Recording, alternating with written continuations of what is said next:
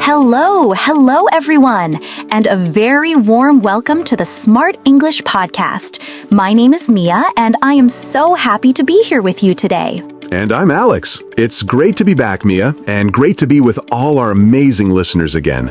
We hope you're having a fantastic day wherever you are. Absolutely. We're really excited about today's episode because we're going to talk about something super important for learning English. It's a little tricky sometimes, but don't worry, we'll make it easy to understand. We are talking about phrasal verbs. Oh, phrasal verbs. Yes, Mia, they can be a bit challenging, right?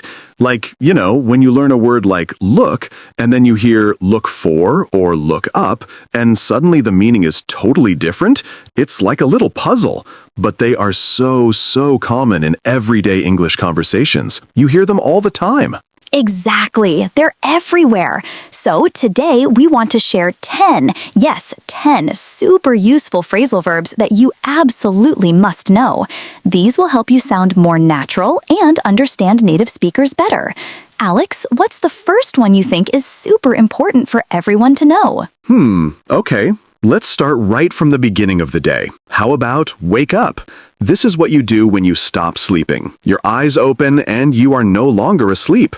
So, for example, I always wake up early on weekdays, usually around 6 a.m. because I have to go to work.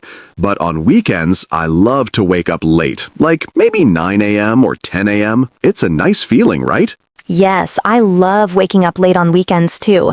So wake up, that's when you open your eyes and you're not sleeping anymore. But Alex, what about get up? Because sometimes people confuse wake up and get up. Can you explain that? Great question, Mia. Yes, they are different. Wake up is when your sleep ends. Get up means you physically leave your bed. So I wake up at 6 a.m., but sometimes I don't get up until 6:15 a.m. I stay in bed for a bit, maybe check my phone. Or, for example, my alarm clock rings and I wake up, but I'm so tired that I don't want to get up. See, you can be awake but still in bed. It's a small but important difference. That makes perfect sense. So after you get up, what's usually the next thing people do? Often they put on their clothes, right? So our next phrasal verb is put on. What does put on mean, Alex? Put on means to place clothes or accessories onto your body. For example, I need to put on a jacket because it's cold outside. Or, don't forget to put on your shoes before you leave the house. You can also put on makeup, put on glasses, or put on a hat. It's about getting dressed or adding something to your body. Excellent! And the opposite of put on is also super useful. Take off. So if you put on your jacket when it's cold, what do you do with it when you come inside and it's warm? You take it off. Exactly. Take off means to remove clothes or accessories from your body. So, please take off your shoes before you come into the house. Or, it was so hot I had to take off my sweater. Sometimes, Mia, I put on too many layers of clothing in the morning, and then I have to take them off later in the day. It happens. I totally understand that feeling. Okay, so we have wake up, get up, put on, take off. Let's move to things around the house. How about turn on? For example, when it's dark, what do you do with the light? You turn on the light. Yes, turn on means to start a machine or a light. So, can you please turn on the TV? My favorite show is starting. Or, it's too hot in here. Let's turn on the air conditioning. We use this for almost anything electronic. The radio, your computer, the fan, you just turn it on. And of course, the opposite is turn off. When you leave a room, what should you do with the light to save energy? You should turn off the light. Yes, turn off means to stop a machine or a light. So, don't forget to turn off your phone before the movie starts. Or, please turn off the lights when you leave the office. It's the same for all those electronic things. Turn off the TV, turn off the computer, turn off the music. It's super common. Very, very useful. Okay, so those are 6 already. Let's think about what you do when you can't find something. You look for it. Alex, can you give us an example of look for? Oh, look for. I use this one every day, especially when I lose my keys or my phone. Look for means to search for someone or something. So, I can't find my wallet. I need to look for it. Or, are you looking for something specific at the supermarket? It's like when you're trying to find something that is lost or that you want to get. Yes, I'm always looking for my glasses. Okay, next one, give up. This one is really important when you're talking about trying something new. What does give up mean? Give up means to stop trying to do something, especially when it's difficult. It means you quit. For example, don't give up on learning English. It takes time, but you can do it. Or, I was trying to solve a very hard puzzle, but after an hour, I had to give up. It's about stopping your effort because it's too hard or you don't want to continue. That's a perfect example, especially for our listeners. Never give up on learning English. Okay, 2 more to go.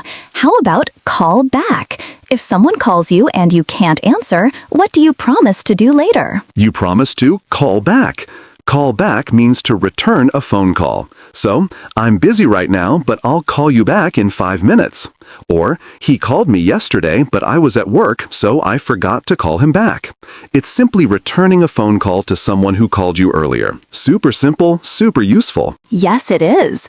And for our final phrasal verb today, let's talk about find out. What does find out mean, Alex? Find out means to discover information or a fact. For example, I need to call the restaurant to find out their opening hours.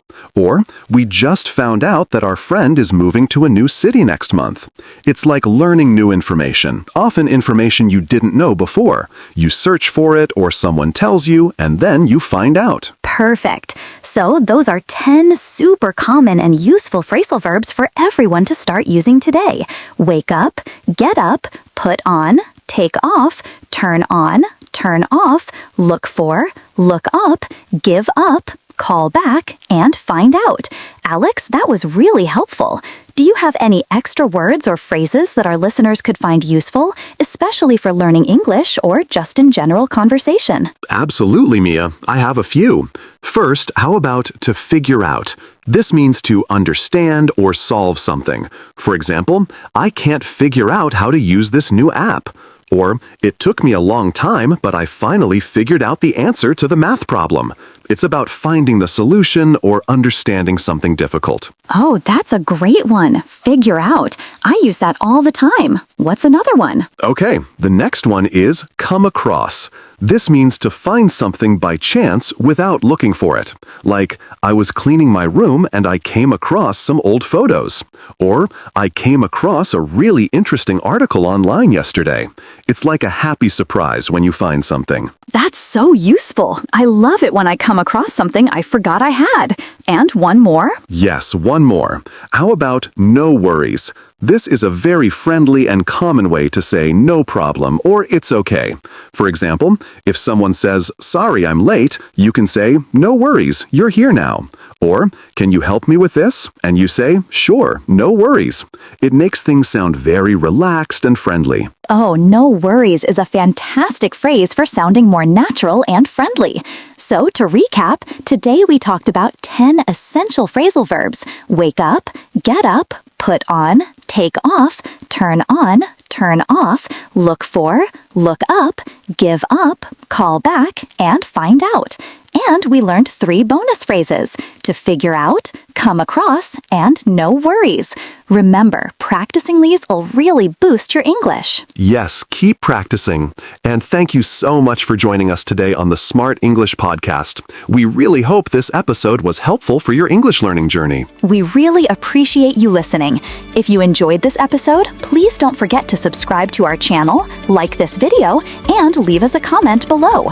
Let us know which phrasal verb is your favorite, or if there's a new one you've learned today. We love hearing from you. So until next time, keep learning, keep speaking, and stay smart. Bye, everyone. See you soon.